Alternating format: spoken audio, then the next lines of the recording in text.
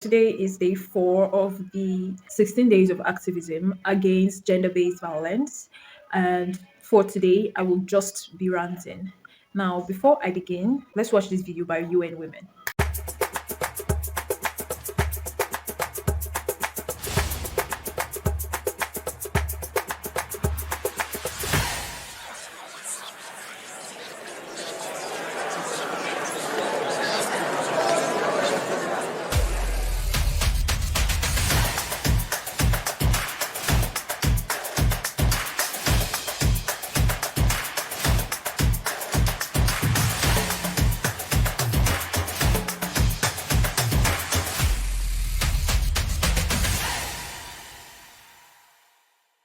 Before I go into the details, I just want to show you guys this. Oh my god, the lighting is too much. I just want to show you guys this fragrance I got a couple of days ago, and I am so in love with it. With this camera, I will let you guys see it. It's called Lady Storm Pretty, right? And it smells divine. Now, I'm not a fragrance person. No, I'm not. I'm not a perfume person because I shock easily. Like most fragrances are too strong for me. Most of them are too strong for me. So when I perceived this, I was so into it because it just has this mild, pleasing scent. I'm sure a lot of you, especially if you're a woman, has encountered or heard, or maybe you've even been one of those people who victim blame. So you hear a story of a girl or a woman who has been sexually abused or is experiencing domestic violence, and the first thing you think is, why didn't the victim this or why didn't the victim that? Right? The essence of this video is to tell you that if you have been doing that, or if you know someone who does it, stop. Ask the person to stop. Imagine someone rapes you and you go crying to the people around you. Oh, I have been raped. And then the next thing they ask you is, when did this happen? Was it at night? What time was it? Was it dark?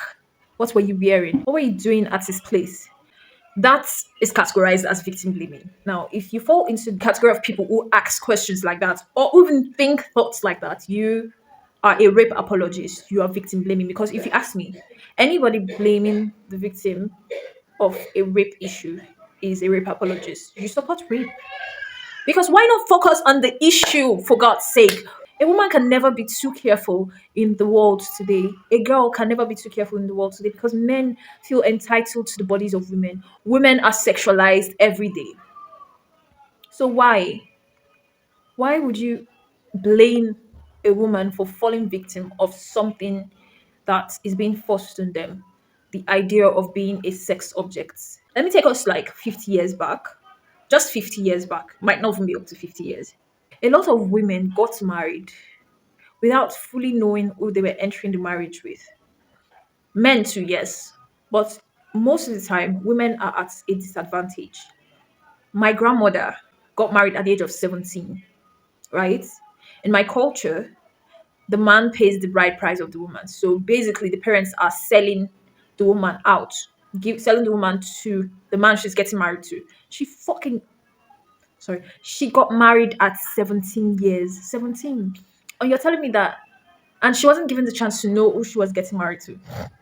She just woke up one day and our parents were like, oh, there's someone who wants to marry you.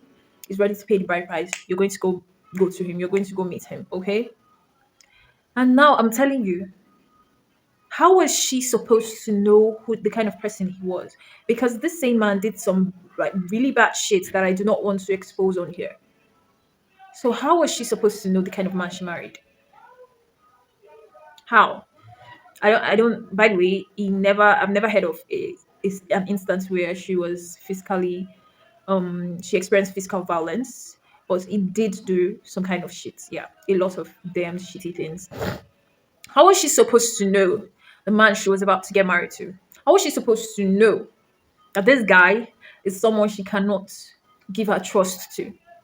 And you cannot build a healthy relationship without trust.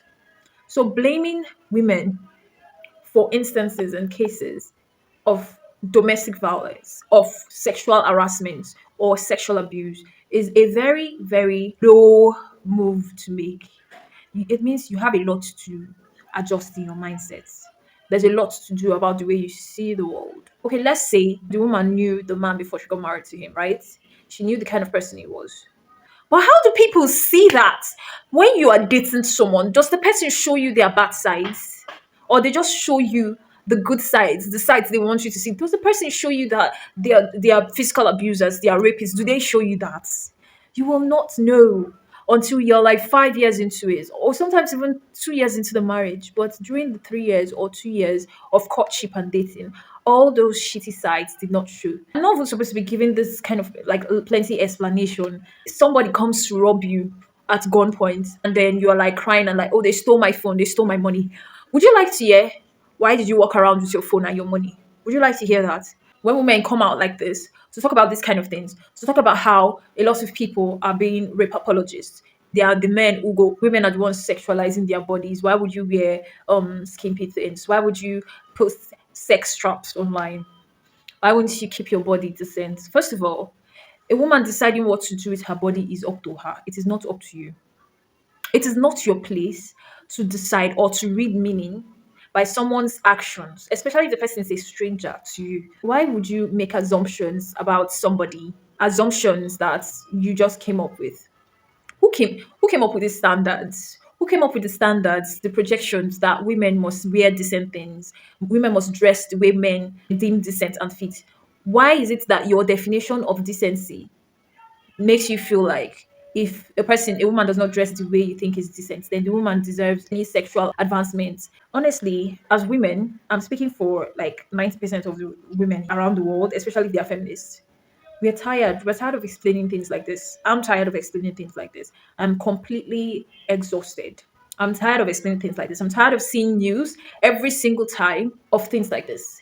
Someone came online on TikTok, posted, like, it was night, it was dark, so we couldn't really see exactly what was going on in the video. But he posted this thing where he was asking this girl to take off her clothes. He posted the rape, the conversations they had. He posted the girl's voice when she was crying and begging. He posted this. This is Nigeria. It happened in Nigeria. He posted this. And a lot of people were like in the comment section complaining, why would you do this kind of thing? You're heartless. And, they're calling him out, right? And then this guy comes back online and he shows himself, his face in the video, and he's like, in his pidgin, Raz, Agboro language, or whatever they call it, that everybody should calm down, that the girl is like that she's asking for it. She was walking around by that time. It was really late. She was walking around. She said that she's traveling.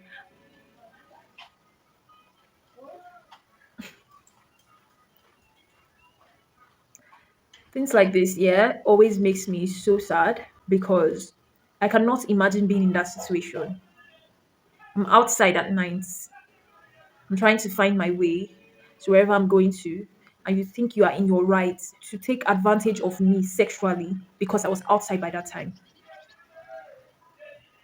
The world is crazy, and men are much crazier. A lot of men.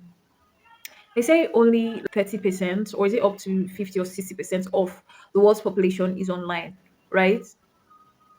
But let me tell you, if we can see so many people online, so many men online being rape apologists, supporting abuse and harassment towards women. We can see so many men online being that kind of person. So many men that is exposed to higher ideologies, more sane ideologies, but still choose to believe that kind of thing. Imagine the men that do not have, like, they are not exposed to sane ideologies in the world. Imagine how they would think. Imagine how they see things. And that's why I'm saying this, because I don't want anybody coming for me and you're like, oh, just a particular percent of Nigerians are on the internet. Not all men are like that. Most men are like that. Most men are really, really, oh, Jesus, it's so discouraging because the world should have been better than this. If you have a closed mind, that is one thing, but causing people to think like you when it is the wrong thing is another thing. It's another level of wickedness. Yes, I'll call it wickedness. It is another level of wickedness. That's the end of this rant I'm making. I hope you enjoyed it. Watch out for tomorrow's episode of this series. No excuses, okay?